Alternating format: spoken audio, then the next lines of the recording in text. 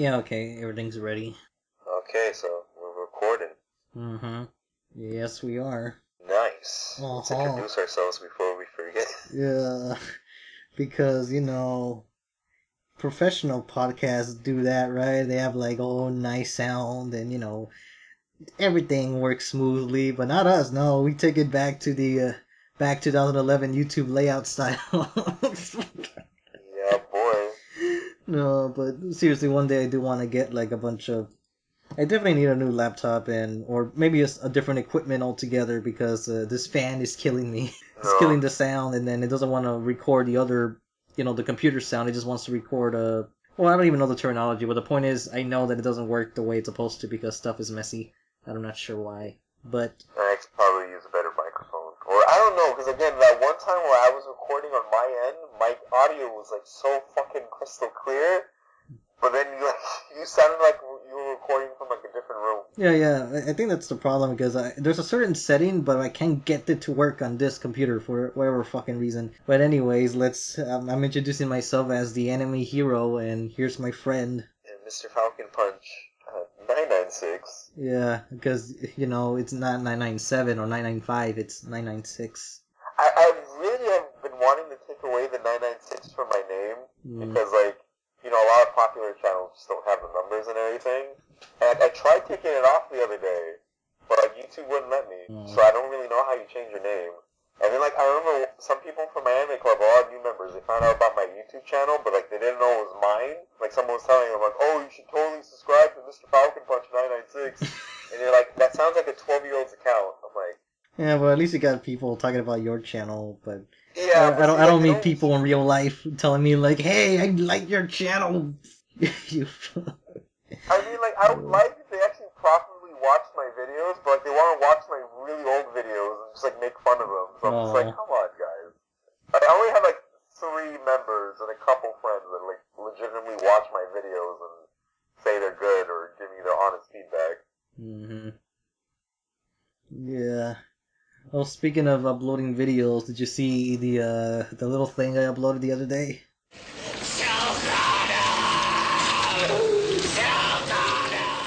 Oh, yeah. Yeah. I was just kind of wondering, I wonder how people will react to this. Well, I don't know, because like, after I saw the video, I'm like, I have to read the comments of this video. And they're like, what the fuck, hero? Like, okay, what the fuck? There was one that said, I don't get it. I'm like, well, that's why the description is there.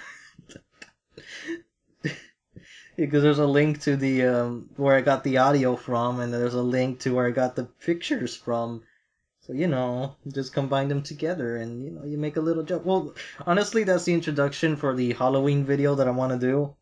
Just start off like that and then just go with the typical, yeah, it's that time of the year again where people dress up and eat candy, watch scary movies, and masturbate to Elvira, that type of introduction. Yeah, but I'm just kind of disappointed in myself. Like, I couldn't do 10, I could only do 5 this year, but... Anyway, but I think that's nice because then I don't have to edit that much stuff. Yeah, look on the bright side, Yeah.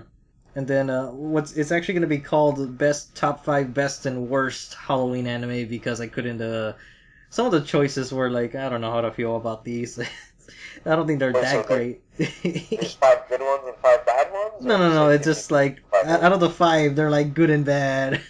So it's like whatever, because like take one for example. Okay, like Alabaster's in there, but one example of the bad and worst, or best and worst, is because Tezuka himself like doesn't like it, but I like it. It's like logic. So there's a couple of stuff like that where some little history background doesn't really work out in its favor. Like Don Dracula, because it turns out it was supposed to be a 26 episode anime, and there's only 8 episodes, and all because the sponsors were bankrupt. It's really sad when you hear an anime that like could have been great, and it's just like something happened behind the scenes that like kept it from happening. Yeah. Like, Writing Bean was kind of the same way. Yeah, but what made it worse is that in Japan they only aired 4 out of the 8 episodes. And Japanese audience couldn't see those 8 episodes until DVDs were invented. Oh shit. The anime came out in 82. Damn. So that's like a long wait, fellas. Oh boy. It's a good thing I have the manga. But not over here, we don't have the manga. Yeah. For Don Dracula. But anyways, what we're gonna talk about today are some, superhero anime. All three of them being Garo the Animation, Bokan 24, and Infini-T Force. And oh boy, do I have a little rant for Infini-T Force? Just one little thing, just one little thing. Okay. But we'll save that for later. But I guess we'll mention Garo since that's about the least amount of stuff we can probably talk about since it's only one new episode. And yeah, let me just open up my notes. Oh. Yeah, okay. I mean, for Garo, there's not that much. Because, it was just a fun episode, but, just introduction. Yeah, so, just to specify, there's 3 Garo anime. I forgot the name of the second one, but there's Actually, I don't remember the subtitle name for the first one, but I certainly remember the third one called Vanishing Line. Yeah, because that's how it was, introduced. It was just, Vanishing Line, and, a week before it's released, Garo, the Vanishing Line. I'm like, oh, okay. Yeah, then they show Garo in the actual trailer, so I'm like, oh, it actually is a... Where does this come from? I don't know, it's like a genuinely good surprise.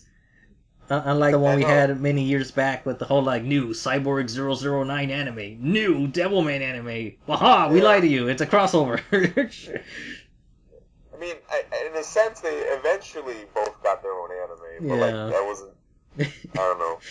It was a long wait. Yeah, it was a really long wait. Maybe the crossover just happened because, oh shit, those 2 anime don't come out for a long time. We have to do something. Yeah.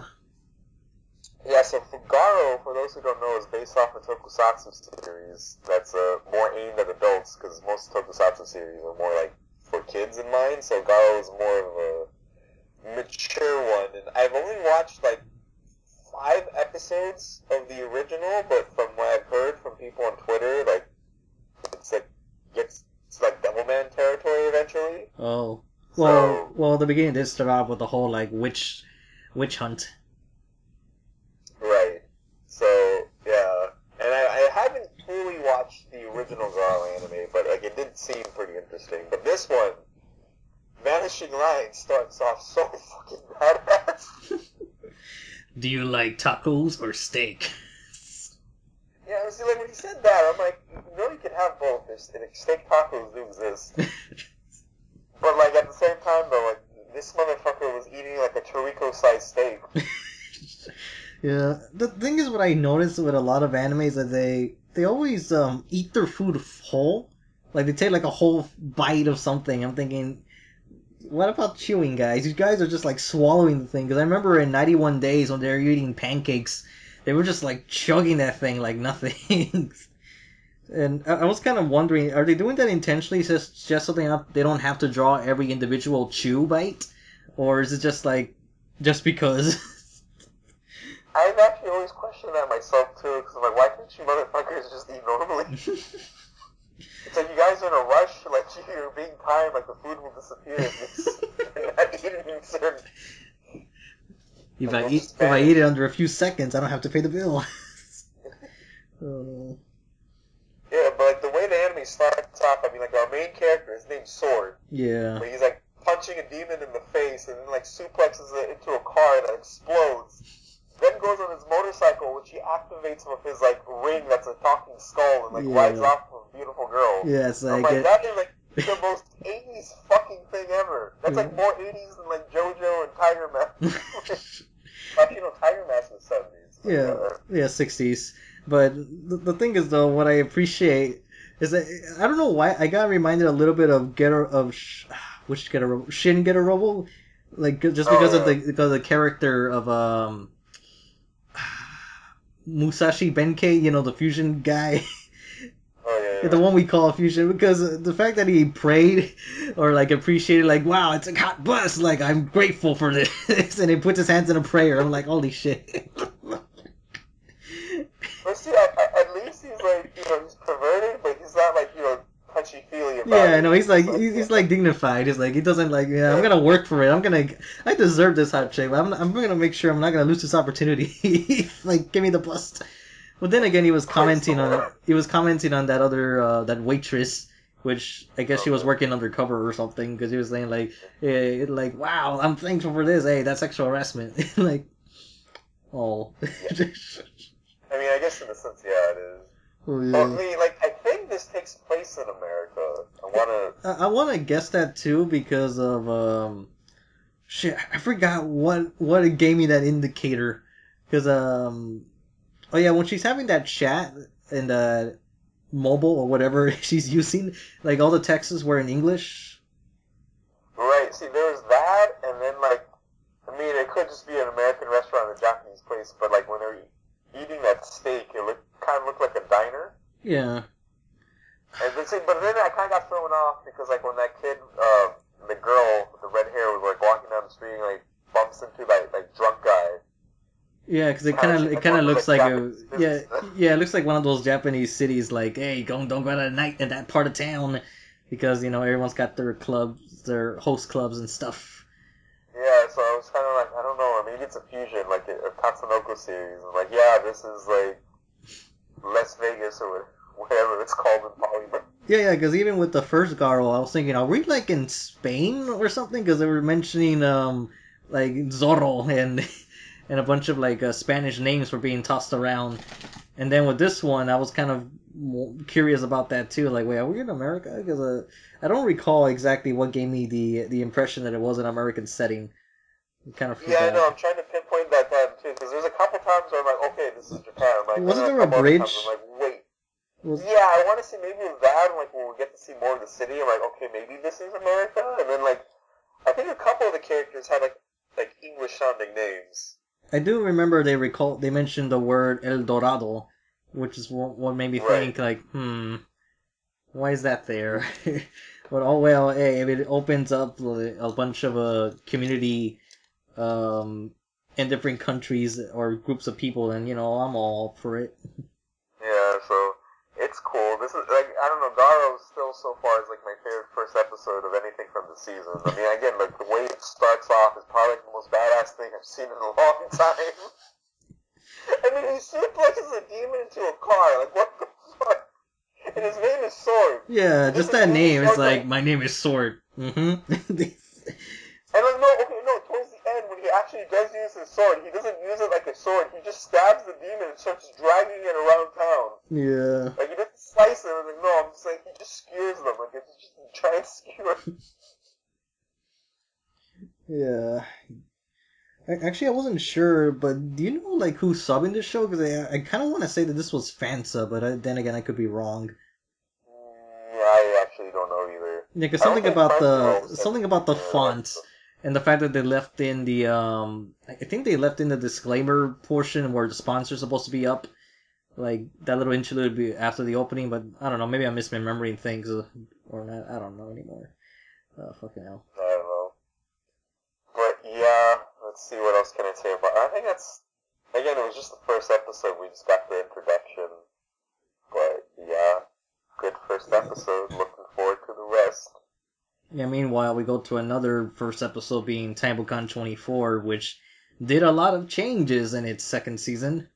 I mean, to me, some of the changes, I'm like, oh yes, they actually listened to me. They took away the fucking bird. He's gone. I saw that. I had to like rewind. I'm like, oh my god, they listened to me. He's gone. They just got rid of him. I'm like, holy shit. This season's better. It's an improvement. Yeah, but they also substituted the little robot for this like pretty boy robot. Yeah, I mean, like I don't mind him that much. Cause like I found some scenes with him kind of funny, but like I don't know. I also kind of found weird that just got a new commander. I'm like, oh, okay. Yeah, because they're just doing all these sudden changes, and then even the Akudama gang, they have one. Well, it looks like they moved up in workplaces now. It doesn't look like they're part of the basement anymore. They're like, it's like, oh shit, we got an actual building, an actual office,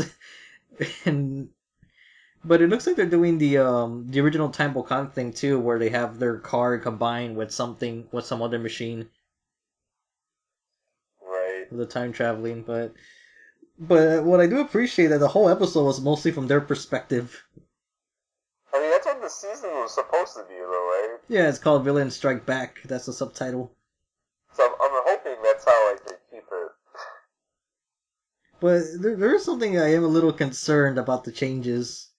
Oh, okay. Is that one was that one is juvenile, the other one is a little more like, I wonder if this is gonna be a good thing or a bad thing. Is when they're having I don't even know if this is gonna be an episodic thing where they actually sort of quiz and provide trivia about historical events. But the thing is, with this show, you never know if that's actually true historical facts they're giving or they're just fucking with you. Oh, yeah. Yeah, especially with the whole Thomas Edison thing, how all this shit's going on. I'm thinking, I don't know. But then again, I kind of wish they brought up that stuff earlier where the good guys kind of look like they're fucking up the time when the villains look more like they're trying to save it. Yeah, because actually this episode, like, I mean, technically the villains were kind of won in the end. They were supposed to get that, what's it called, Dynastone? Yeah, Dynamond or Dynastone. I don't remember what term they use in Yeah, this show. actually, I think it's Dynamond, or like, Because I know the original Tambokan used Dynamond, but this one I don't even know anymore. Anyways, they get the little shiny blue turd-looking thing. Yeah, that's like what Flip Flappers probably got the idea from. Because they also had those things too. Oh yeah, they did, huh? Yeah. Oh, actually, So the One Piece film Z might have mentioned the Dynamons also, because isn't that what they called them? What Z was trying to steal? Oh yeah, they're Dynastones. Yeah, so maybe that's where the confusion is coming from. I don't know. I don't know, there's so much Dyna. Dyna everything. Let's just, for the sake of less confusion, just call them Time Stones. Yeah, I guess. The Bokan stones, whatever. Bokan Stones. Yeah, so what you were going to mention about them? Oh yeah, I mean, supposedly, like, the villains are supposed to get them, and in the last minute, the heroes get them. And even Thomas Edison is like, those are not for you. Yeah, because we should probably elaborate what the show is about, because we didn't talk about this when we started doing podcasts. Oh, we did? I thought, oh yeah, because it already ended. Yeah, it already ended by the time we could, wow, we could have talked about that every week, but oh well. But now we can with the second season. So Tambokan 24 is pretty much a reboot of a 70s anime called Tambokan, and this series is known for time traveling and world traveling across the world. However, what makes this a superhero series interesting is that there's about 8 or 9 parts. I actually forgot how many they are. And they keep reusing the same villains, but the heroes are always different. But that's kind of the appeal of the show, just the villains, because they're the ones that created the trope of comedic trios. And people might be more familiar with the Tambokan series with Yatterman, because that's the one that was the most successful out of the 8 or 9. And Tambokan 24 is sort of like a combination of the first 2 series in a reboot format, so the structure of the show is still like the first anime, but the villains are a bit more how they are portrayed in the second series, which, it's all good. But this time around, the Akudama gang, the villains, seem to be the stars of the show because, that's how it always was. I mean, that's all anyone really wants to see, Because, like, the main characters, or like, the heroes, are, like, plain as fuck. Yeah. I mean, it's actually, like, a reoccurring gag that the main guy is just, like, so bland that Yeah, because even in the first episode of Villains Strike Back, that the heroes didn't even appear that much. I was like, what's the point of you guys? It's our show, damn it. But one thing I'm disappointed about, they didn't make that My Hero Academia joke like last time. I don't know, maybe they're saving it. Yeah, because, on the last episode of Tambokan 24, they mentioned that their time slot was going to be taken over by My Hero Academia Season 2, which is a good in-joke, because, 2 of the voice actors actually are in My Hero Academia. Right, we got Suzuki as All Might, and then, Yeah, Bimanjo plays Alien Queen, because I don't remember her real name. Yeah. Yeah, but unfortunately, Tsubuyaki doesn't play anybody in Hero Academia, but he does play Sanji, so, that's just as good, I guess. But yeah, so they ended saying that, we might appear in My Hero Academia, and I guess the joke was that they played those characters, but I was kind of hoping Season 2 would bring up, like, we actually did appear in the show. Where? See us, we're right there in the background, but no joke happened. There was nothing witty. I was kind of hoping for that. But my second complaint is actually something very juvenile. Oh, okay. Because there was there wasn't really much good imagery or anything that naughty in this episode compared to previous ones. I don't think that's too juvenile. Yeah, well, it is, but the naughtiest thing that happens with that pretty boy robot where you gotta push my ass button.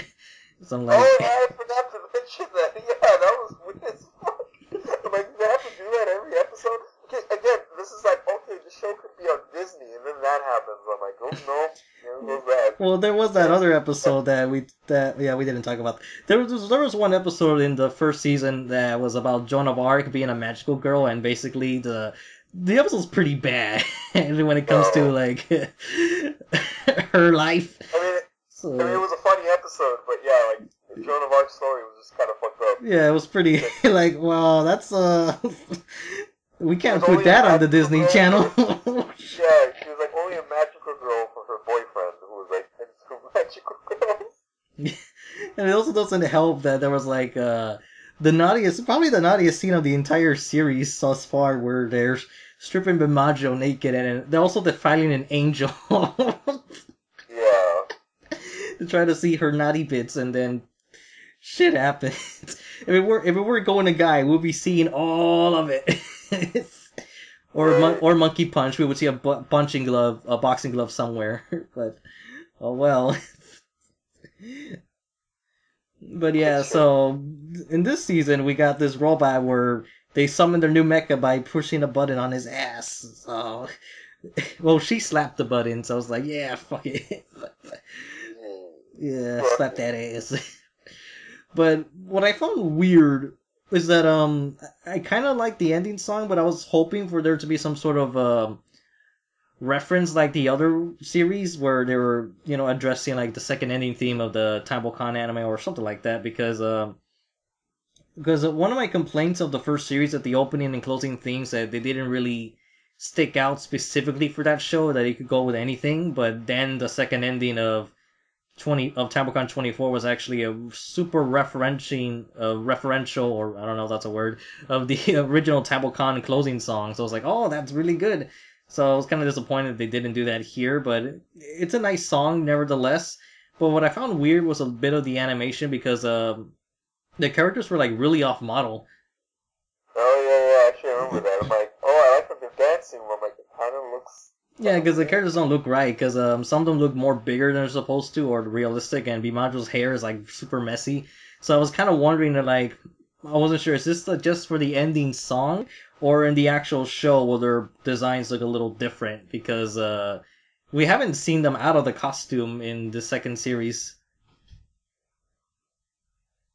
Alright. Yeah, that's why I'm kind of concerned, because I do remember that, I guess I'll post a picture right now, a couple of pictures actually, because Bimajo's hairstyle out of the costume is like very elaborate, especially when you take like all three dimensions, like from the front, side, and back, and maybe even from the top. It's like, and what's kind of hilarious is that how do you fit all of that in your mask when she's in costume? Like, where does it all go? Actually, you know what? I just realized something. I don't know why it never occurred to me. Okay, remember how Tsubuyaki looks like without his costume on, with his hair? How does he get a fucking afro when he's in costume? Oh yeah, huh? Yeah, I just barely noticed that. Like, wait, is the afro part of the costume then, or? I don't know, but yeah. So far the show, like, there were some moments that they made me. I don't know why the scene that got me laughing so hard was just the whole like, oh, I can make this adventure to mop the floor while you're sweeping, and then Tsubuyaki's like, well, I got this costume where all you gotta do is roll around in it. I don't know. Yeah, he just seemed like so pissed off about that. It's like, oh, I got this shit, and then I just found it fucking hilarious that he just rolled himself off the fucking cliff, and I don't know whether he was intending to do that or he just rolled with it. It's just like, yeah, you can wash yourself when you're done. I was actually really concerned for that scene. I'm like, wait, what the fuck is going on? Are you okay, man? You have like a mental breakdown? Yeah, my scientist intelligence is being challenged. But yeah, so far I don't even remember what mecha they used from the good guys, because I do know that, hey, Suzuki's actually doing something this time by operating the mecha. Yeah, he's actually like making them himself. It's not like the little machine thing that he uses to copy things and turns into a mecha. Yeah, I'm actually hoping that they start throwing in like a song when they're building the mechas, just to kick it old school that way with Yatterman. Yeah, because in the Gatchaman series, they would always sing the villain's theme song when they're making the mecha. Actually, it was the same thing for the original Bokan also, but unfortunately, we never got to hear that because of the we watched the English dub Time Fighters, because that's the only way you can watch several episodes at once, and their songs weren't good. Yeah, I forgot what their song was. Like, oh yeah, we're rotten, we're dirty, or something like that. Yeah, like it's so good being bad, or something along those lines. But yeah, but then again, the original Japanese song isn't that good either, because it's not the trio singing it. It's just two of them out of the three. While by the time they got to Yatterman, it's like, hey, I got a better idea. Let's take the same flow and instrumental, but let's update the lyrics a bit, and let's have all three of you sing together. That'll make it much better, and it has, because that song has lasted to this day with along with the Yatterman opening with the Yatterman night. It's like, ooh, we're keeping that song, are we? But yeah, I'm kind of hoping Bokan 24 just throws some references, or something from the original series. Right. I'm trying to think, is there anything else to add for? Oh yeah, like it goes back to my juvenile complaint, is because I was kind of disappointed that the opening didn't feature anything jiggling. Oh. Yeah, because the first series always had that. It's like, oh, every episode, it's like, oh shit, it's there. But now it's like, actually, I don't remember how the opening was too much, because I remember the second opening from 24 was like very much more catchy, while the first one was a lot more. I don't know. They both had their strengths, but this one I don't remember. And then what I found surprising at the ending thing, and I was like, oh, now they're really shaking. Is like, why couldn't you show that earlier? But it's because of that I'm kind of wondering if the perverted stuff is gonna decrease. Because if I remember correctly on Crunchyroll, or I forgot where, I think it was in the news, that apparently this season of Bokan 24 airs at 4 in the morning. What? Yeah, I would have to double check that, because I'm thinking like that's really early, and I'm thinking, so does that mean that they can't do as much? Or I don't know. So that's why I'm thinking like, this may be juvenile me, like thinking like, oh, I won't get to see Manjo's boobs, but come on, it's like, come on, give me something. I mean, like, if it's at 4 in the morning, kids aren't awake, or they shouldn't be awake. I don't know. Well, I'm pretty sure they re-air it sometime later in the day, or maybe throughout the week from some other channel. But still, well, that's why I need to double check, because I'm pretty sure I saw like a weird schedule for it. I'm thinking, oh, wait a minute, what? But yeah, I'll find out later. And I think that's about it. We can say, unless you have something else in mind. Yeah, for Bokan, not really. Just I'm glad they got rid of the fucking bird. The show just got better. Yeah. But now I'm kind of worried that the whole little robot thing isn't gonna go anywhere. Because like there was one episode that kind of implied that something was gonna go down, or that robot was gonna be like a mean little fucker, but that didn't happen. Well, I mean, when they were zooming in on like seeing what that robot's up to, like, what was his name, Pico? Yeah, Pico. Yeah, because they're like remodeling him into like this super robot. So yeah, I know. Maybe he comes in later and like wrecks everyone's shit. Well, like maybe you could become a god or a devil. Well, there are some reference. Oh, that's right. There wasn't any reference anime jokes in this one that I can recall, because the original season, the first season, I mean, that they threw in a couple of jokes every now and then. Like one of the more recent ones was an X-Files joke, and a couple of anime stuff. So I don't know if they're gonna do that, or maybe we'll have to wait later on, because yeah, I mean, it's just the first episode, so like. Yeah, so. Can't hit you right away with that. I mean, like, the first episode for the original season was, like, what, the Cleopatra one? Yeah, the Cleo and Patra. Yeah, I'm like, oh, it's the comedic duo. I'm like, how the fuck do you think of that? Well, I don't know, man. I mean, there was also that whole freaking Christopher Columbus with gymnastics, and or better yet, the Wright brothers. I mean, remember how that one went down? I'm still waiting for like the World War II one where it's like, yeah, Hitler just wanted to play tag. He put people in concentration camps so they couldn't run away. Oh no. Well, then again, there was also that episode of the Momotaro story with the ogres, where Momotaro's like a fucking evil-looking dude. Yeah, he's like an idol band person. Like, how do you have an idol band like Japan? Yeah, well, then again, Joan of Arc, magical girl, like, where did that come from? That's true. And then again, the Momotaro one, it's a legend that didn't happen. Well, that's true, because in the original Tekkaman, like, we watched Time Fighters, so we know about this, is that even though they say they're time traveling across time on planet Earth, they also just happen to time travel into fictional stories and legends and folktales, so it's like, the time travel is basically just an excuse just to go anywhere, even if it doesn't make sense. Yeah, I mean, there was like an episode in Time Fighters where like they go to like a future like where robots have taken over. Yeah, so I don't know. Maybe that's implying that Braiking boss actually succeeded in conquering the world. I mean, that would be just random as fuck. It's like during the final battle of like Casshan, and then all of a sudden like these two kids in like colorful costumes, the colorful robot coming. Hey, Casshan, we'll save you. Like, huh? Oh, we'll get to Casshan later. Oh my god. But, I was gonna bring up something relating to the... Oh yeah, or that one time in the original Time Fighters, I forgot the episode number, because I do know that I downloaded the episode because it was raw. But, there was one episode of Time Fighters where they actually go to hell with ogres and stuff. So I'm like... The thing is, what's so hilarious is they're looking at it, knowing fully well, it's like, wait a minute, are we where we think we are? And we see people get tortured, and they're like, holy shit, we need to get the fuck out of here. I don't think we're supposed to be here, or maybe we do deserve to be here. I mean, like, that has nothing to do with time travel. Basically, the time traveling is basically just a teleporter at random at this point. Pretty much. Did 24 did any fictional stories besides the Momotaro one? Because I don't remember anything else. Actually, I don't recall. Yeah, okay. I mean, there's like the dinosaur one, kind of. Yeah, that's not really a fairy tale, but yeah, there is like, caveman with the dinosaurs and in that period. Yeah, which obviously didn't happen. It's like, oh yeah, dinosaurs were like originally supposed to be everyone's pets. I know they did another one that was about a like a stage play or a rapper or something that was it was a Japanese territory, but no, it was something about a ninja that was a magician, or maybe I'm getting two episodes confused together. I remember there was one where like this ninja that was a magician.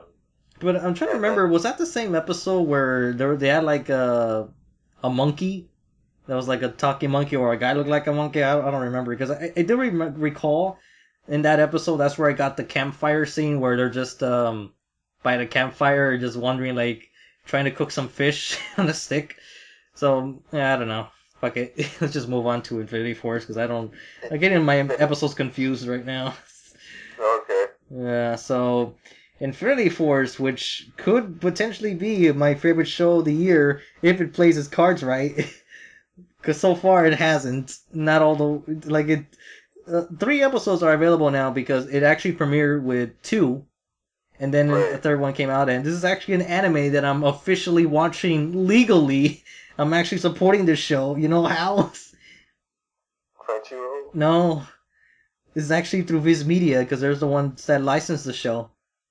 Oh. Yeah, their website, you can actually watch it there, and they only have one ad in the beginning. That's it. It's like, just one ad? Really? Wow! That's what I want on all my official websites. I think Viz Media actually works right. Let me see Viz Media. Yeah, just type in Infini-T Force Viz Media. It will just link you straight to their video channel, because that's where I watched the episodes, and I didn't have any problems watching it there. As long as you disabled your ad blocker device, so it all worked out. But I was like, holy shit, it actually works. But yeah, so I was surprised with that piece of news that Infini-T Force was picked up by Viz Media, and because I was expecting Sentai Filmworks to grab that, since they have this Tatsunoko deal. But now, at this point in time, Tatsunoko is split up with 4 different companies. Funimation, Sentai Filmworks, Discotech, and currently Viz Media. Figure that out. Yeah. Yeah, so what's Infinity Force, Falcon? Well, it's a crossover for like all the well, not all, but like some 70s Tatsunoko superheroes, being Hurricane Polymar, Casshan, Tekkaman, and Gatchaman. Yeah. And it's all in CG, and it's pretty good. CG? Oh my god, but isn't that bad thing, Falcon? No, you fucking know. It's pretty good. I forgot which is the studio that's doing the CG? Studio Frontier. Right, and they do some pretty good CG, So you're telling me it's not Berserk 2016 or 17? No, it's not. Is it like Gantz O? That movie? Yeah, maybe not that close, but like for TV it's good. Yeah, it's pretty good. It's like, yeah, people don't have to worry about the CGI at all. Because it's actually like, it's actually a well-animated production since, they're celebrating their 55th anniversary. Whoa. It's like a PS3 cutscene. Yeah, it's good enough. Yeah. But so far Infinity Force, 3 episodes out, and the thing is what I'm worried, the weaknesses that the series has shown so far is that it doesn't do a good job introducing these characters. Like, who are they? Gee, I don't know. Do you? Yeah, I guess the one of those like anniversary specials where it's like more for like the fans. Yeah, like you're expected to know who they are, despite the fact they don't look like nothing how the original fans remember them. Yeah, like the only character I'm not familiar with is like the Tekkaman guy. Besides that, I'm familiar with the rest. Yeah, because Minami Joji, to be honest, he has the most radical character design out of the 4. Well, basically, one thing I just recently noticed when I was editing that Tatsunoko video for the superhero issues is that they all almost have the same facial features, like all 4 of them, because if you look at Candy Eagle and Casshan, before he became a cyborg, they look exactly the same. And Polymar, like, I want to say Polymar has the same face, maybe, but you can tell by the different hairstyle they looks different, but then Minami Joji looks about like the same as well. Just with his hairstyles more like Gonagai Tezuka-ish hair because he has like these horns going upwards on his side of his head. Yeah. And also his costume is like very out there because it's like all these different colors and these spikes on the corner and their boots. Well, basically the suit looks very tacky. That's what I'm trying to get at. Yeah, the suits are like more armor-ish, I guess you could say. Yeah. These new costumes it's what I appreciate that they're definitely sticking to the old designs, just updating it to be more like armor. I guess the best way to put it's like comparing Batman the Animated Series to the Nolan Batman armor or the Dark Knight Games armor of the costume. So you know you can see like a more practical usage out of it rather than just just a shirt or something. Well, then again, Tekkaman was always like armor. Yeah, I think the Tekkaman one doesn't stand out as much. It's more or less of like Ken and Polymar. Yeah, because like Polymar, like the original costume was more like a spandex kind of looking thing. Yeah, especially in the OVAs because it was like skin tight costume where you could see all the muscles and everything. Right. Yeah, and this one it's like it's it looks it's a thing. Well, one of the reasons why I'm concerned about any new people watching this show is because, the character backgrounds aren't explained too well. And, for example, when Hurricane Polymar shows up and he punches in, all of a sudden, Polymar drill! It's like, what? Where did that come from? You're probably like, what the fuck? This guy just turned into a fucking drill? Yeah, they Polymar Hawk! And he just starts flying. It's like, what? He could turn into a plane too? So, that's why I'm kind of wondering, like, if people could grasp these characters, and they don't really introduce themselves too well with that EMI girl, or Eri, I forgot what her name was, but I know it's with the E. But, yeah, so EMI and her magic pencil. Oh god, you need to start the magic fucking pencil. It's like, it looks so fucking out of place. It's like this big ass cartoony like pencil that's like fucking chalk zone shit. You draw and things come to life. Yeah. Like, what the fuck is this bullshit? I think we need to do let's take a few steps back and try to explain what the plot of Infinity Force is and pretty much explain a little briefly who these characters are just to sum up easily. So I'll just explain two of the characters. You explain the other two. Okay. Yeah, I'll talk about Ken and Tekkaman. You'll talk about Casshan and Polymar. So what I appreciate from Infini-T Force that the very first scene opens up with Ken the Eagle from Gatchaman, and they do acknowledge that they're still fighting Galactor. So which kind of raises the question for for fans of the series, because by the end of Gatchaman F they defeat Galactor, but there's still some stuff that's vague, and Ken the Eagle out of the four looks like the most aged out of the bunch. He looks way older. And he has all the facial hair now and shit. Yeah, and everyone just keeps calling him old man and Gramps. I'm like, hey, come on, he's not that old compared to you guys. I don't think so. I've always questioned that in anime. There's so many animes where it's like, yeah, old man. I'm like, that person's probably like a couple years older than you. Like, just come the fuck on. Yeah. So Ken the Eagle is what Gatchaman is a team of 5 superheroes who have a bird theme. So you might have heard of Battle of the Planets, G-Force, or Eagle Riders. This is the original show, Gatchaman. So Ken the Eagle was fighting Galactor, then he gets teleported to this other world because of this mysterious enemy that we don't know about, because the show still hasn't elaborated too much. So that's Ken the Eagle's background. So he's basically a costume superhero with certain weaponry, and the main gimmick is that they're basically, it's pretty much the earliest version of anime Power Rangers you're gonna get. So that gives you an idea of what type of show it is. But it's actually a really very dramatic piece of superhero history, especially when compared to other ones, because this show actually ran for 205 episodes, and I don't think there's any other superhero anime that's actually lasted that long. Well, maybe Time Bokan if you add everything up, but well, Gatchaman is like I guess, but Gatchaman's a whole separate thing, but.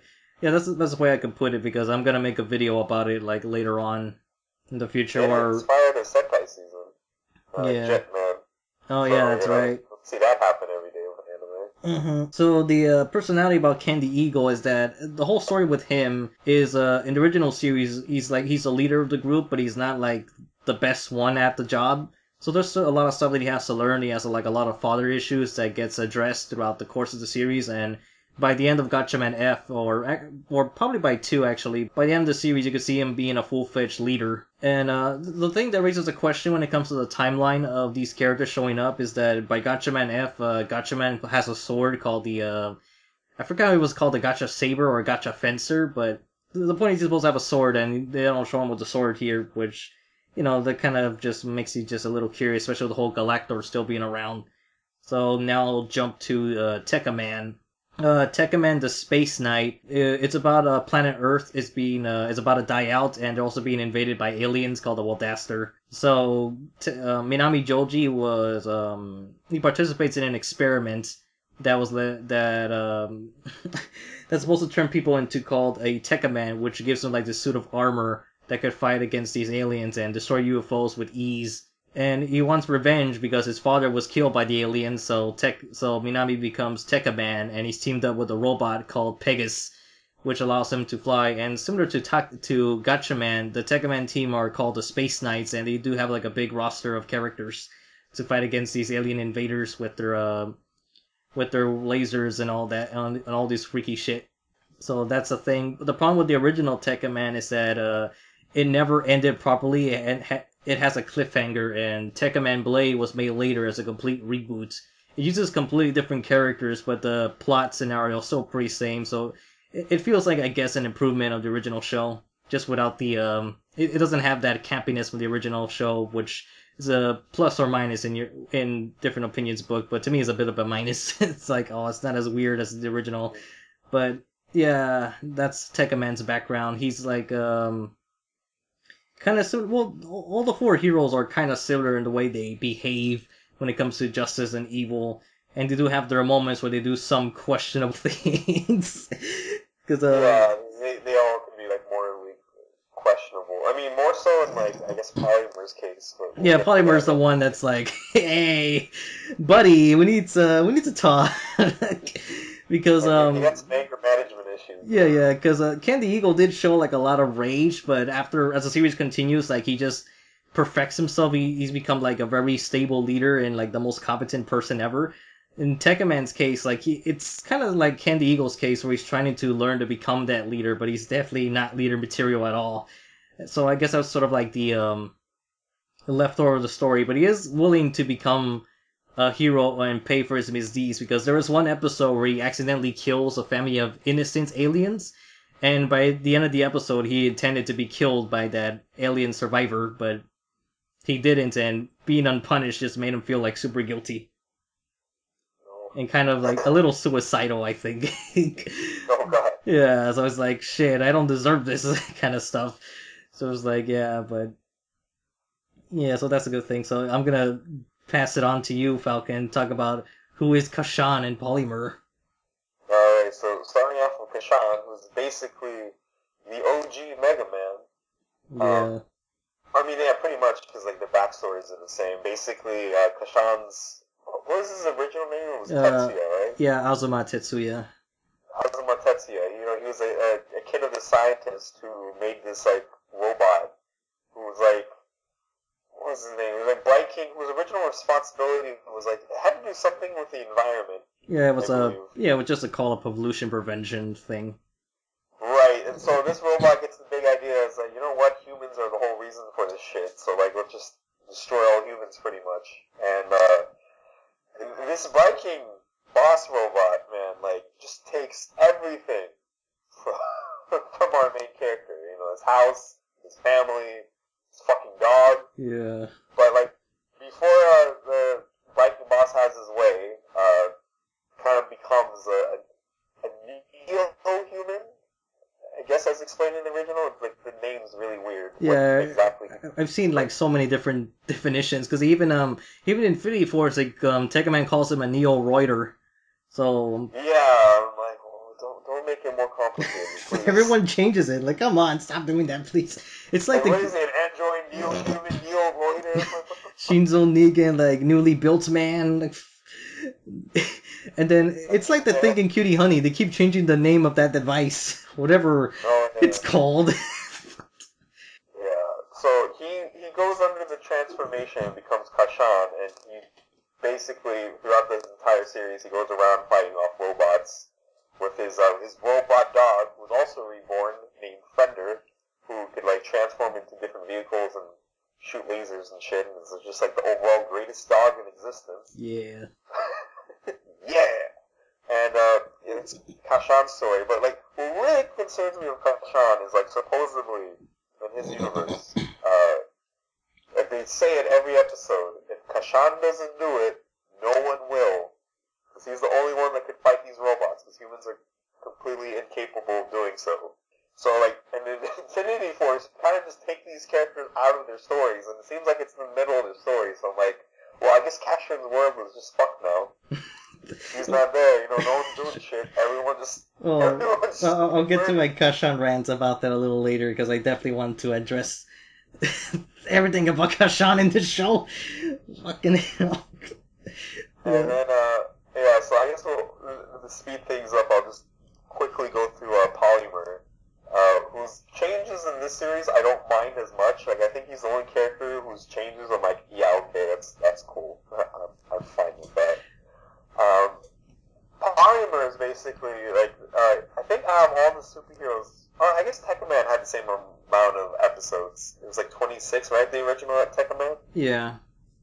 Yeah, because like Polymar probably gets the least amount of attention because he only got his original series, which was like around 25, 26 episodes, and an OVA in like the 90s of like 2 episodes. Yep. And a live action movie, but like when compared to everyone else, you know, he hasn't had that much material. But basically, he's like normally he kind of works under this bumbling detective, and he's kind of like his assistant that's kind of like unfaithful. But as it turns out, he's also the superhero known as Hurricane Polymar, who puts on this helmet, turns into like gets this suit that increases both his speed and strength, as well as somehow allows him to change into either a drill, a race car, a submarine, or a jet. But like Polymar, like in the original series, it's like, because like when he's not in superhero form, he's just like, you know, he's just like a bumbling idiot kind of. Like that's how he makes himself to be. But when he's a superhero, it kind of comes off as a super villain sometimes. Because like when he enters the scene to laugh. And then, like, every episode, there's, like, a really lengthy fight scene of just Polymar just beating the ever-living shit out of everyone. Actually, about the laugh, I noticed that in the Japanese dub, Gatchaman does it also. Oh, they do? Yeah, like, I noticed in 2 and F that Gatchaman does enter sometimes with an evil laugh or with a whistle. Yeah, because, like, Polymar would just be like, ha ha ha ha ha, villains. Yeah. But yeah, Polymar's done a lot of, like, shady shit. Like, there's this one episode where he pushed a guy into lava. There's another episode where the entire episode's about this, like, one guy from some evil organization that's trying to kill Polymar because he killed his brother. Okay? Which is, normally, that's what you expect from a hero's point of view. But no, this is a villain. Like, oh, you killed my brother. Let's avenge him. Also equally as fucked up. But yeah, Polymar just beats the shit out of people. Because, like, you know, he could just there's times where he's turned into a car and just ran over people, so. Yeah. Polymar just doesn't give any shits. But, I guess we could talk about the actual episodes. Yeah, because, to narrow down what's going on, there's this girl that's very antisocial, and she lives alone, and apparently she's very lonely, or she has some father issues or something, and she was kind of suicidal like, also. Yeah, like, I was, like, that we need to talk about, man. What the fuck? Okay, so, like, she rides a motorcycle, and as she's riding it, she's, like, speeding through, you know, going through a red light and everything. She's like, if I survive, I'll go buy an eraser. I'm like, bitch, what? If you don't get killed after you speed through a red light on your motorcycle, you'll go buy an eraser. I'm like, Jesus Christ, man, how does she decide what to wear in the morning? You know, if I don't slit my throat, I'll wear the fucking pink shirt, you know? Yeah, so basically, she nearly crashes this one time, but Polymar shows up to help her, and then, a portal opens, and Gatchaman shows up, and apparently, Tekkaman showed up earlier too, but Casshan arrives late to the party. Yeah, sounds like one of those video game things. Casshan arrives late to the party. Yeah. Or Gatchaman, bird goes in. I don't know, I couldn't come up with a good one. But the point is that they show up, they're into they kind of intrude in her life because she has the magic pencil that could potentially fix all this evil that's going on, and apparently there's this group of bad guys that we don't know too much about that's like led by this Mr. Z, and the other villains, I don't even know if they're supposed to be, they don't seem to be directly villains of the other series, to be honest. Yeah, no, you got like this one Digimon looking guy, you got this fabulous guy, and then you got like this girl that really wants people's genes. Yeah. But what I hate is that they seem very one-dimensional so far. Like all these, but yeah, I don't know what that. like I don't know what the green thing wants. It's like he's just there.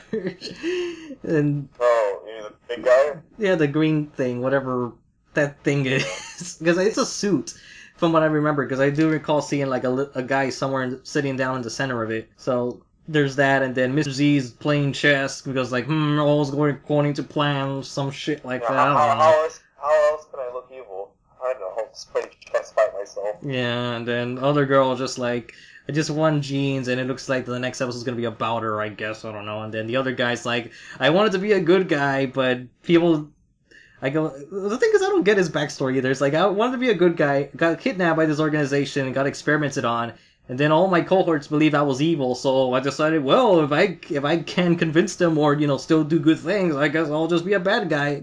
Not just any bad guy, but the bestest bad guy ever. But I still want to be friends with everyone from the whole world. No, but actually, that thing about Polymar, about wanting to be friends with everybody, was that taken straight out of that Kamen Rider series you were talking about? I have no idea, because I was actually kind of wondering about that too. I'm like, I'm okay with some of the other changes they've done to like Polymar's character, but like, that was one thing. I'm like, where the fuck did they get this from?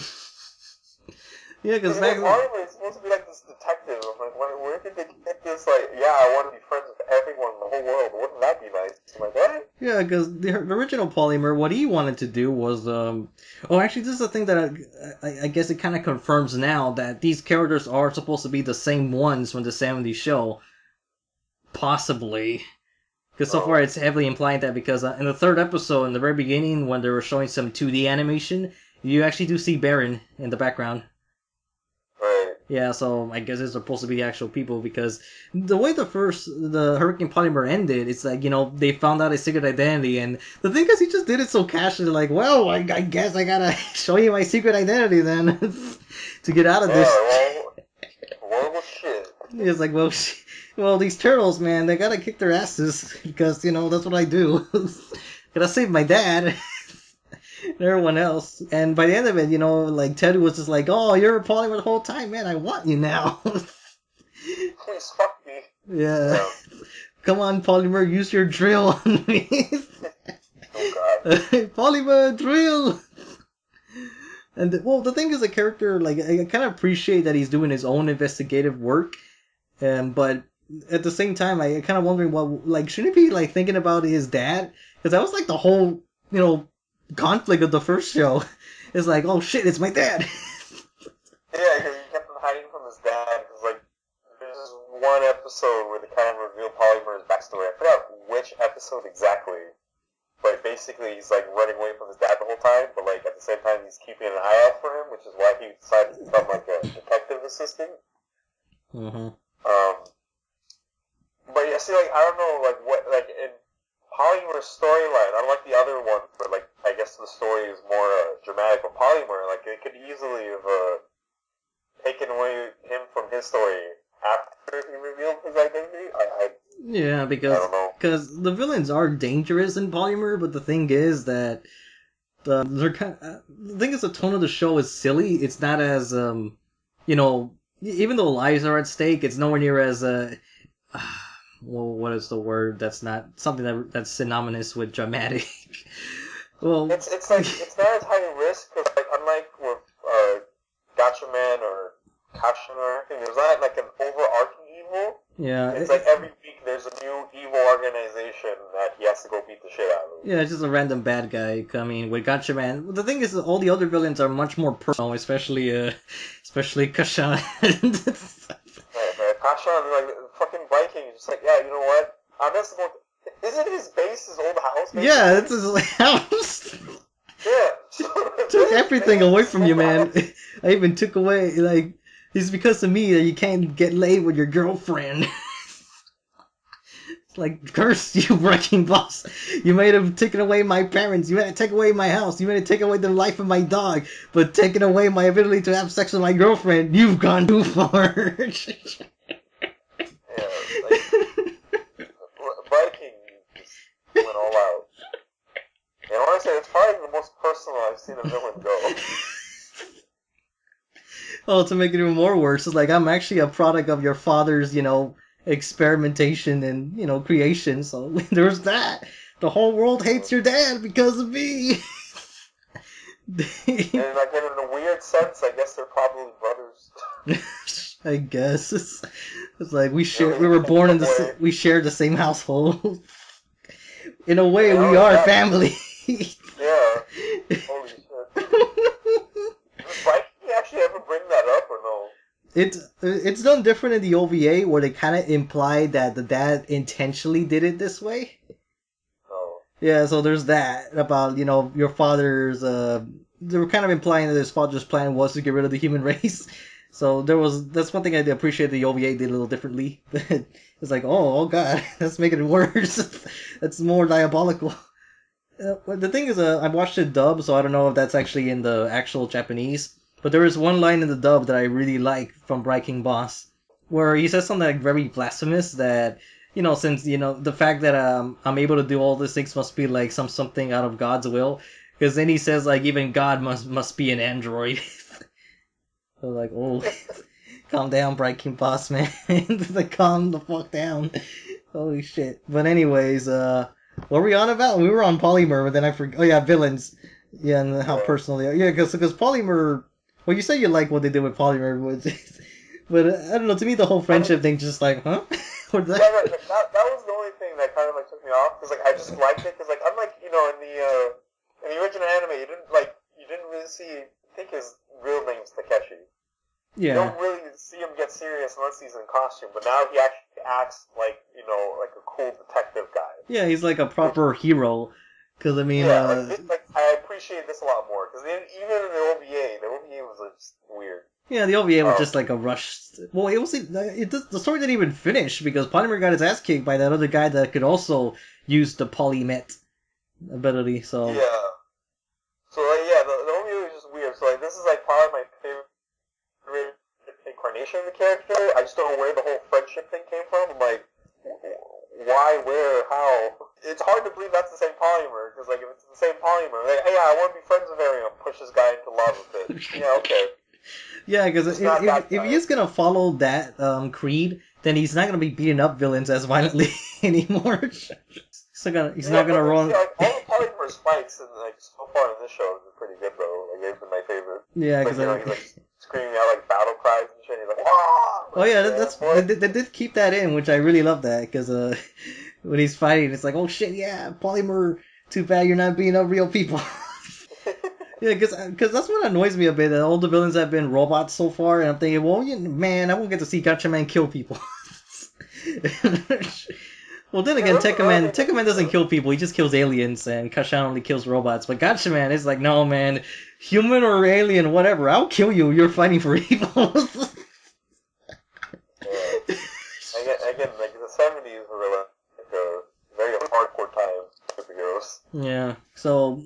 Now, let me talk about Tekkaman for a little bit because they actually did mention a possible ending for his original series because that ended in a cliffhanger. But his ending is so fucking sad because it kind of implies that they either won at the cost of losing everything or they lost the war against the Waldaster. Because Tekkaman was saying that he and his friends, apparently the Blue Earth spaceship is still around because he mentions that. But I think he said that the planet Earth was destroyed. And he was drifting in space looking for a new home. And he's the only one that's awake. Everyone else is in like cryogenic sleep. And he's oh shit, that's lonely. Fuck. And meanwhile, Gatchaman, and this is gonna lead to the Casshan very quickly because Gatchaman's whole deal right now is that he wants to go back to his world because, Galactor is still a thing.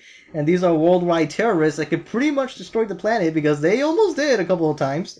They definitely did a lot of apocalyptic disasters and have a huge body count because they're pretty much like Nazis without the whole without being racist. That's basically the best way to describe Galactors. Like they want to conquer everything and destroy anyone that gets in their way, but they're not racist. They kill everyone fairly. So obviously he wants to get back desperately, and this leads to my complaints with Casshan because he is so fucking emotionless. It's like the people who made this series, like, did you guys just see the Casshan sins and didn't want to see the original Casshan?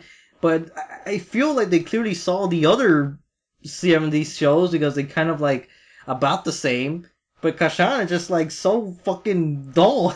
Yeah, see, the thing about Casshan is that even though, like in the original series, even though he was trapped, like most of his body became like robotic or android or whatever, he still maintained like a human heart. Like a human heart and spirit, like that never left him. He still had personality, he could still laugh and all that. But like it seems like in other incarnations, they go more for like his emotions. Like he's become more robot than human. Yeah, well, actually, that's a bit of a point in Casshan and the Casshan OVA that they mentioned. Well, again, I only watched the dub, so I don't know if it's in the Japanese. But it did mention that he was clearly, they do mention that he was human and all that, but.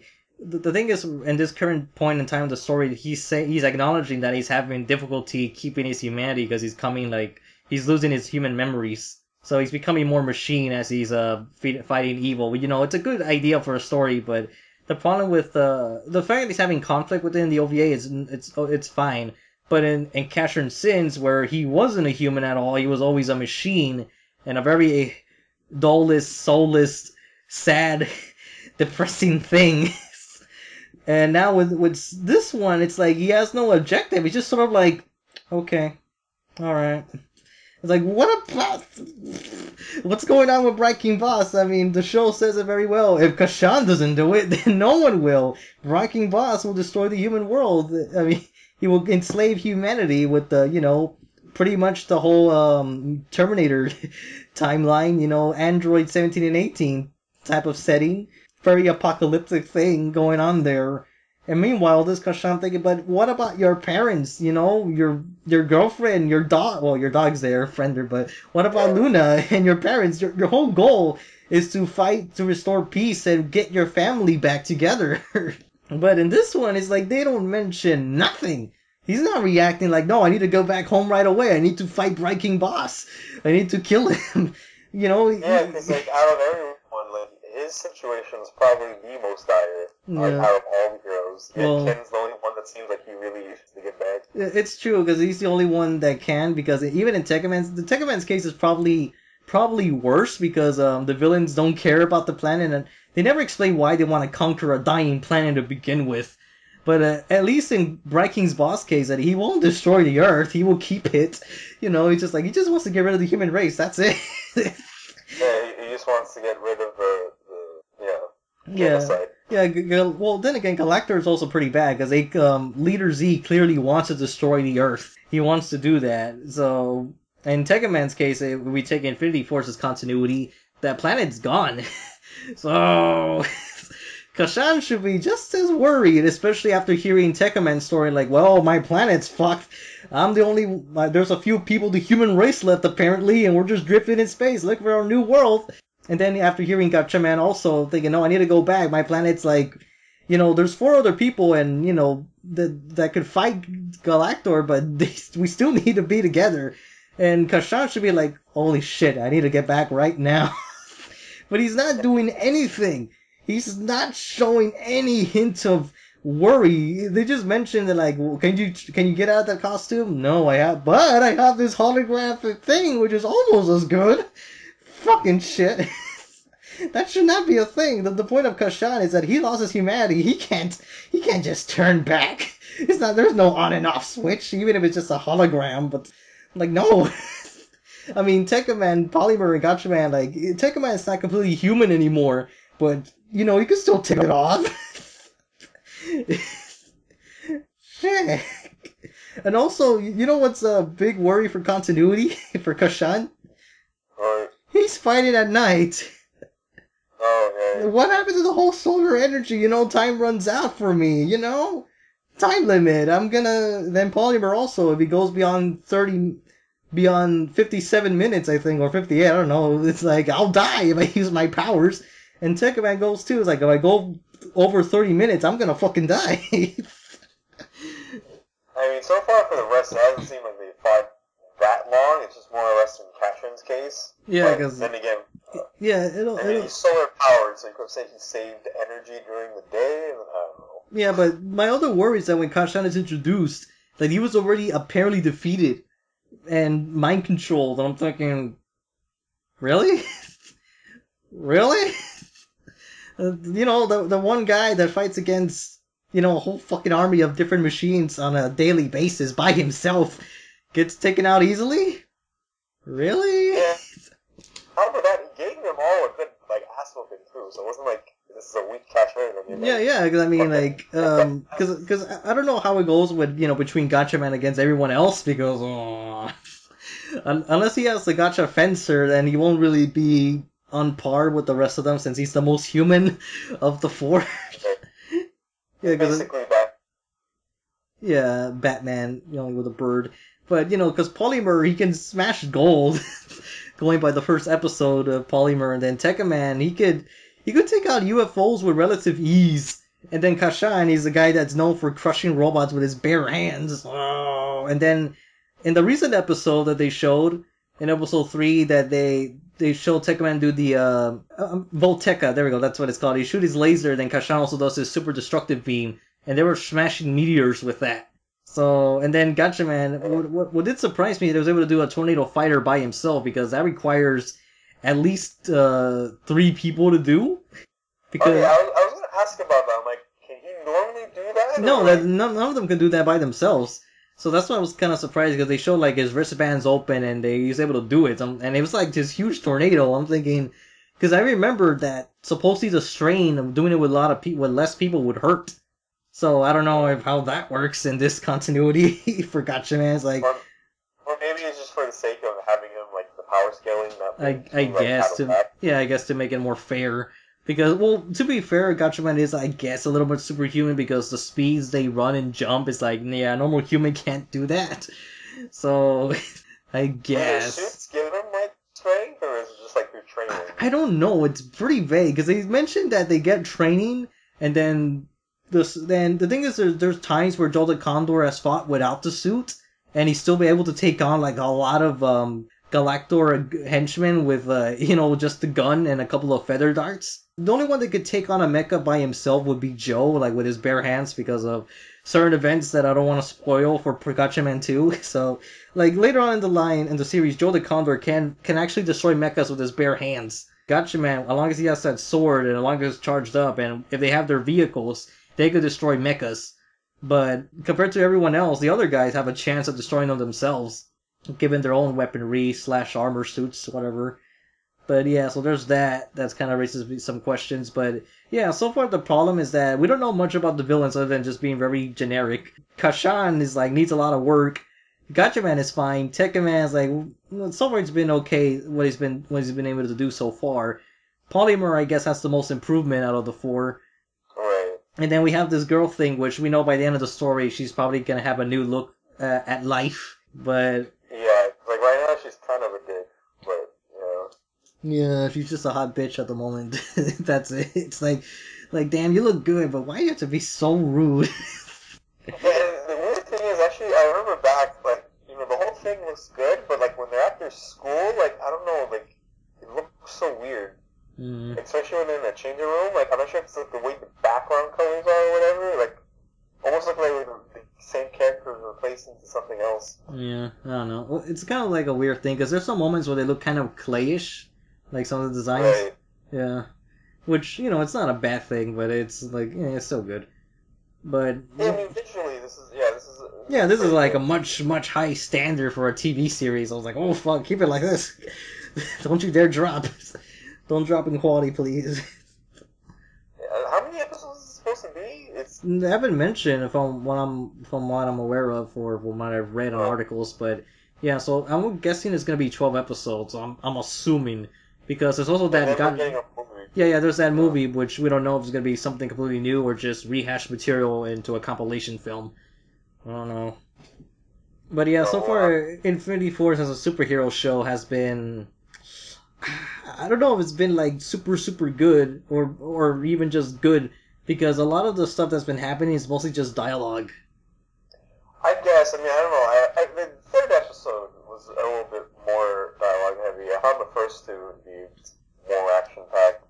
Yeah, because they were kind of like dividing the screen time with everybody, and there has been some good fights, action scenes. Cause like I really like the introduction with Gatchaman, just landing on the ship and showing some updated tools, and obviously the little team up when Gatchaman and Polymar and Tekkaman fight against the machines, and then the versus Casshan fight, and the Polymar stuff has been pretty cool. Yeah, and we got Polymar versus Predator for a bit. Oh yeah, it's like, oh, I was kind of hoping for some line like, "Hey, you just kicked my dog. What the fuck?" And I know Polymar kind of mentions like your dog's fucking crazy. Oh yeah, that's one thing I didn't really like was a little gag about Fender trying to bite, Candy Ken. Oh. Yeah, well, the joke that I did like was, it kind of just raises some questions as well, where Ken is like wondering, how do I work this smartphone? Since, I'm from the 70s, guys, I don't know this shit, but I'm thinking, well, but isn't Polymar from the 70s too? It's like, how do you know how these things work? Well, then again, he mentions that he's been there for like a year longer, so I guess. Yeah, so as a detective, he's probably just like learned. I guess, but then again, Tekkaman is like, I don't know where you're from because you have like so much advanced technology, and then Casshan, it's also he's in a spaceship in outer space. It's pretty sure like, smartphone. This is like some caveman shit. Yeah, then again, Casshan, he comes from a society where robots were pretty common for servants and stuff. At the same time, though, considering, then again, I guess he was a kid before like the whole robot apocalypse. I was gonna say, I'm pretty sure no one in Casshan in the world is using a cell phone. Yeah. At least not right now. Yeah, maybe not. Like, smartphone, no, those will kill you. Yeah, they can't even use radios anymore because of, like, we're gonna get hacked by Braiking Boss or some shit. The thing is, you can really tell that they're definitely emphasizing the whole pretty boy aesthetic with, especially with Tekkaman and that Polymar villain. Oh, yeah. He's like, I'm a pretty boy with a sweater and glasses, and oh yeah, look at this fabulous dude here. I know, I think like the Tekkaman guy, seriously, where he's all talking serious, but he has the fluffy pink sweater and the glasses, I'm like... Yeah, no. then they're just casually like, oh, let's cook some food, and like, oh.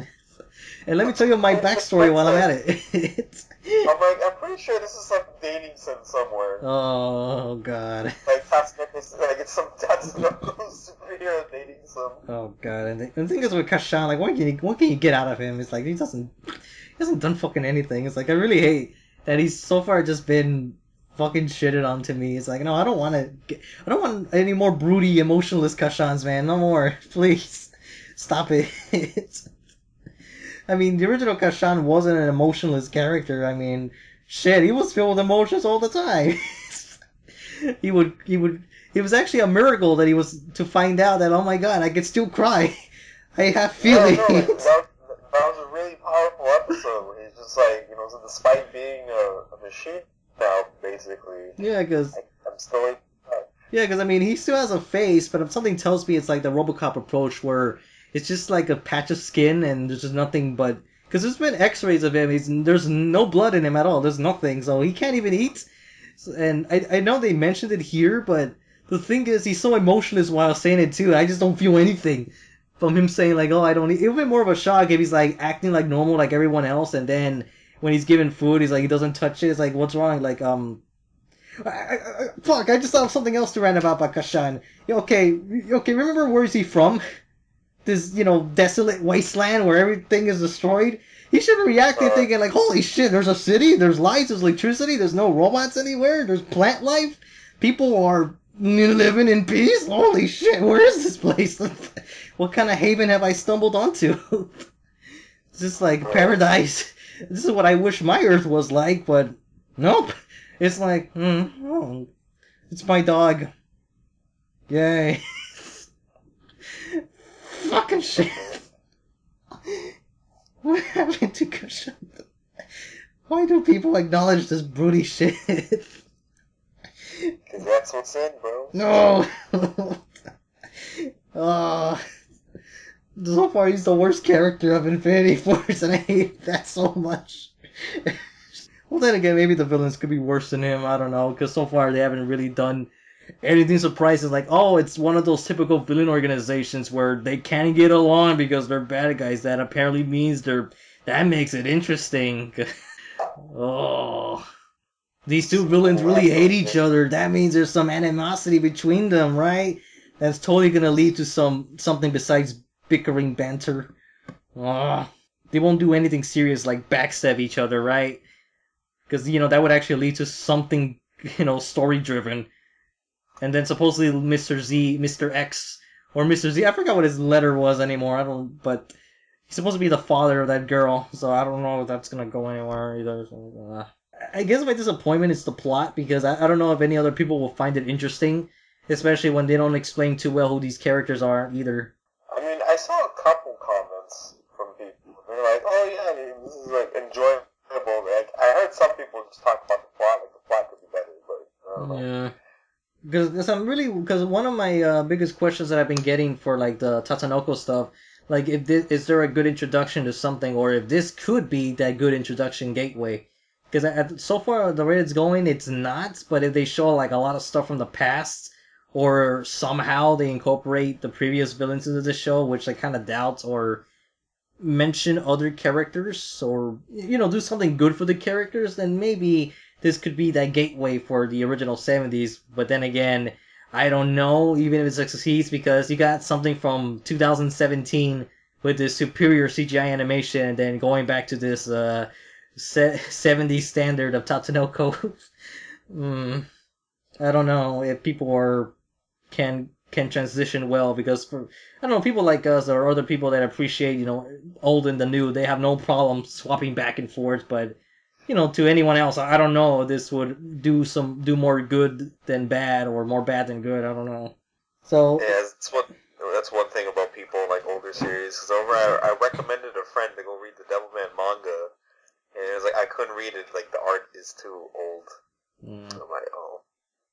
And then he's probably gonna complain and stuff like, oh, I couldn't watch Devil May Cry. Why? Because the art was too weird.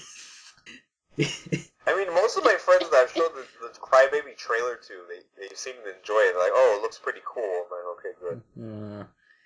Yeah, that's my problem. Even like with your name, because I don't think I talked about it when we started recording. I recently watched your name, and it's a beautiful looking movie and everything, but like character design wise, it's just like generic anime.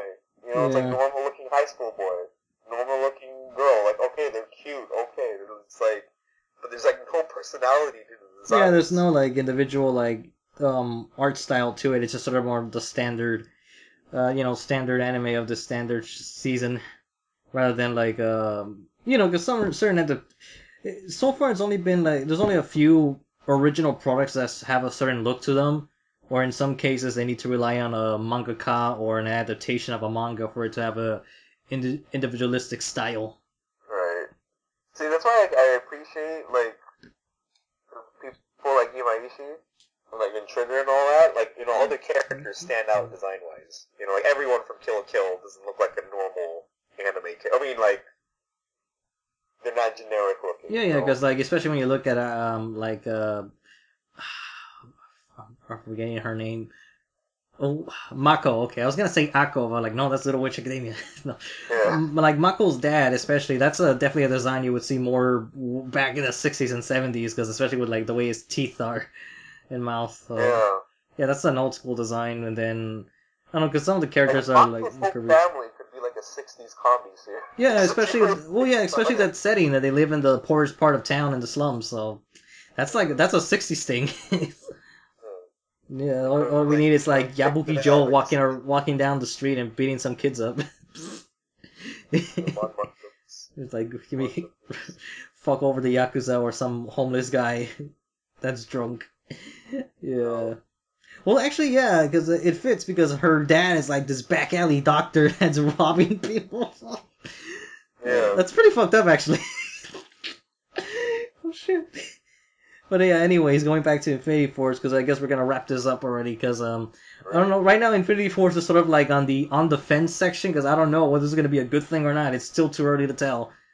I mean, maybe in the end it'll be like Tiger Mask, where like it had good things, but then it had an equally amount of things that were just like, why would he do that? Well, so far there hasn't been anything pointless, but I do feel bored when they start talking, because I feel like it drags on. Well, that's just me. I don't know. How do you feel about the conversations? I mean, like, it didn't really get to me till the third episode. Like, first 2 episodes, I was fine. Yeah. So, I don't know. I guess I need a little bit more time to see. Yeah, because I think part of the reason why we're a little lax on that, because we got 2 episodes in one go, which is, like, not common for a premiere to do that. Right. Yeah, and then and so now we gotta wait, like, the weekly schedule and see how it goes, because watching Tiger Mask Double weekly, it was like, oh boy, was that an experience. Right. Like, oh shit. But I don't know how it would have been, like, if I was watching it, like normally, like, once it completed, because, there's, like, handfuls of episodes that are just bad, like, I don't know. Yeah, because even with, because I want to rewatch Tiger Mask Double just so I could make a more comprehensive review, just for like because my review that I wrote is filled with stuff that I hated from it, and I'm thinking like, well, how do I sell this show for people who do like it? Like, how do I promote this right? So because I do plan on rewatching it, but even then, I know fully aware that I'm not gonna watch certain episodes because of their quality. Like, definitely not episode 38. Yeah. Pointless train episode ever. No point. No point given. Yeah. Or that one about the idol and that racist stereotype. Oh, yeah. Or maybe I'll watch the pastry episode, because, that was just really ridiculous. So stupid. Again, some bad acting, too. Let's go to this shop, huh? It's like, why? Yeah. Oh, Infinity Force. I don't know whether it was good or not, but this is what the podcast is for, I guess. And I wanted to mention this earlier, but then I forgot, because I wanted to minimize the number of podcasts we do, because, it's gotten, like, ridiculous how, 2 months ago it was like, there was that and occasionally something, but all of this or maybe I'm getting my months. I'm getting my dates confused. But the point is, there was 1 month where it was just mostly podcasts every week. So I was like, holy shit, where are the new uploads? So, and I still haven't made that update video, which I think I need to do that within the weekend. Because I'm working on 2 vids at the moment. I'm working on the Halloween list and the Gatchaman video, which I don't know what I'm gonna call it. Because I was thinking of just calling it the best superhero anime or my favorite superhero, but now I'm thinking maybe I'll just put best. Because, I don't know, I don't want to call it a review because I feel I could go more elaborate between the tone of the show and the structures of comparing the 3 different series. And to me, the hardest one would be coming the first one compared to the other 2, but...